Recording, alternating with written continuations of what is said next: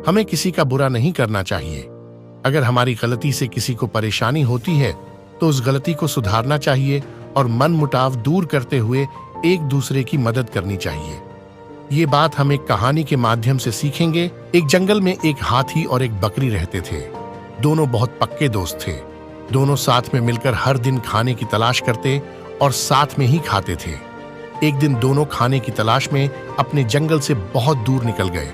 वहां उन्हें एक तालाब दिखाई दिया। उसी तालाब के किनारे एक बेर का पेड़ था। बेर का पेड़ देखकर हाथी और बकरी बहुत खुश हुए। वह दोनों बेर के पेड़ के पास गए। फिर हाथी ने अपनी सूंड से बेर के पेड़ को जोर से हिलाया और जमीन पर ढेर सारे पके हुए बेर गिरने लगे। बकरी जल्दी जल्दी गिरे हुए बेरों को इकट्ठा करने लगी।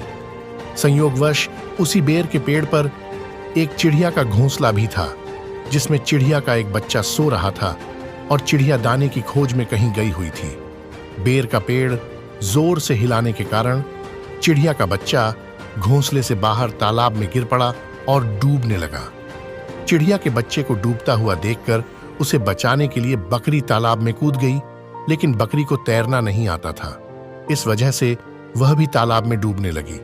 बकरी को डूबता हुआ देखकर हाथी भी तालाब में कूद गया और उसने चिड़िया के बच्चे और बकरी दोनों को डूबने से बचा लिया।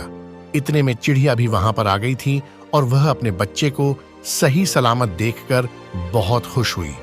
उसने हाथी और बकरी को इसी तालाब और बेर के पेड़ के पास रहने के लिए कहा। तब से हाथी और बकरी भी चिड़िया के साथ उस बेर के पेड़ के नीचे रहने लगे।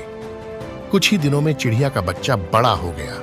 चिड़िया अपने बच्चे के साथ जंगल में घूमकर आती थी और हाथी और बकरी को जंगल में किस पेड़ पर फल लगे हैं इसकी जानकारी देती थी। इस तरह हाथी, बकरी और चिड़िया मजे में रहते और खाते पीते थे।